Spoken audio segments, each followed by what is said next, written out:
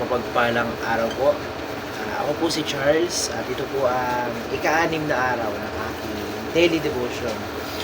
Sa araw po na ito, atin pong tatalakayin ang Psalm o mga awit, chapter 37 verse 7. Ang sabi rito, "Be still before the Lord and wait patiently for Him. Do not fret when people succeed in their ways, when they carry out their wicked schemes." So, dito natin itutuloy yung topic na trusting in God in times of waiting.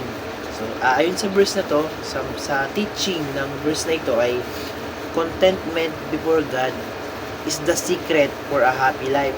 So, totoo nga naman, tunay nga naman na ang pagiging kontento ay ang sikreto sa kasiyahan natin sa buhay, no? Kasi kapag hindi tayo nakokontento sa mga bagay-bagay, kapag hindi tayo nakokontento sa kung anong binibigay sa atin ng Panginoon, ay naandun nga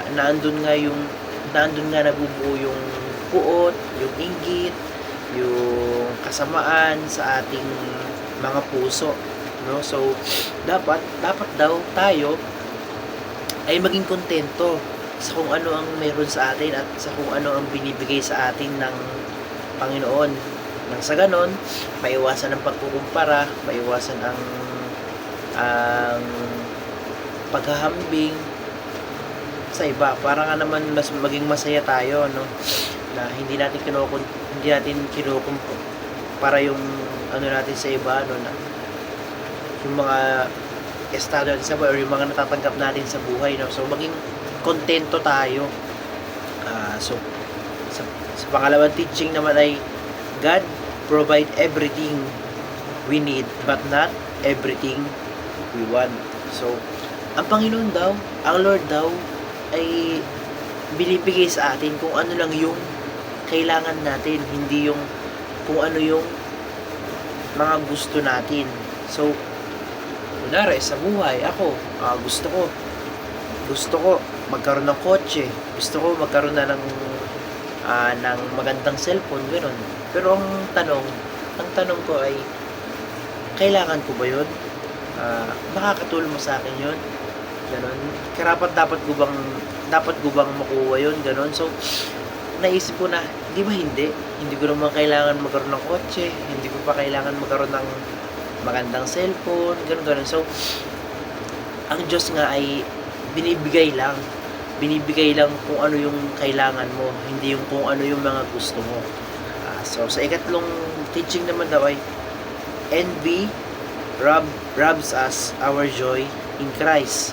So yun nga, ang kainggitan, ang pagiging inggit daw ay ninanakaw or inaalis yung ating kasiyahan sa buhay. So ang sabi ni Pastor Hassel doon sa video na if you have Christ, you have everything you need. So tayo bilang Kristiyano, bilang Christian, meron tayong Kristo, meron na tayong Jesus Christ. So ibig sabihin, dapat hindi na tayo naiinggit, hindi na tayo nag-e-envy sa iba dahil tayo ay may Kristo na mismo. So sabi nga is, if you have Christ, you have everything you need. So dapat daw hindi tayo naiinggit dahil ninanakaw na yun ang ating magiging masaya, dahil yun ang nagiging rason ng kalungkutan, yung magiging inggit, envy. So punta naman po tayo sa application. Ang sabi daw ay, receive only what God gives, outside of that is evil. So ibig sabihin, yung mga blessings na dumadating sa'yo, yun lang yung tanggapin mo. So parang sinasabi dito na huwag tayong maging gahaman, huwag tayong maging sugapa. So kasi daw lahat ng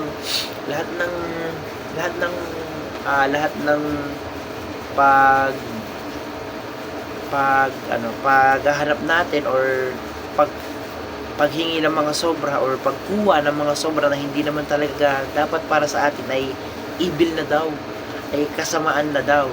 So dapat kung ano lang yung binigay sa'yo ng Lord, kung ano lang yung blessing na para sa'yo, ay yun lang dapat Yun lang dapat ang ating i-receive. Ano? So, sa pangalawang application ay do your best while waiting for God-given success.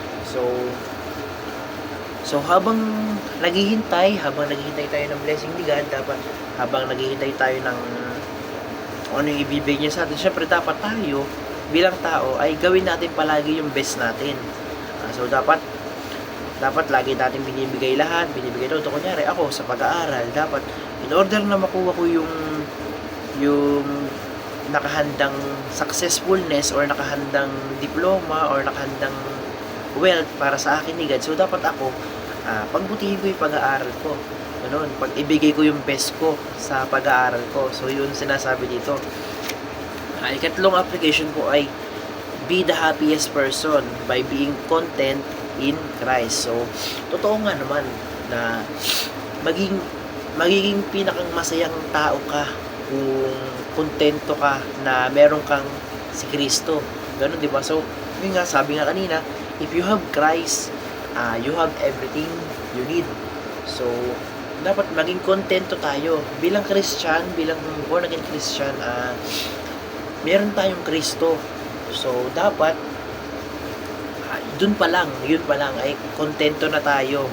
Hindi na tayo naghahagad ng iba pa o ano man. Kasi nga, lahat naman ng mga blessing, lahat naman ng na biyaya ay ibibigay sa atin ng Lord basta kailangan natin, no? So sa araw na ito, yun yung pinakang natutunan ko na maging kontento ka sa buhay, maging kontento ka sa kung anong meron ka, sa kung anong binibigay sa iyo ng Panginoon, para mas maging masaya ka, ganon. Ito na po ang dulo ng aking daily devotion sa araw na ito. Maraming salamat po at glory to God.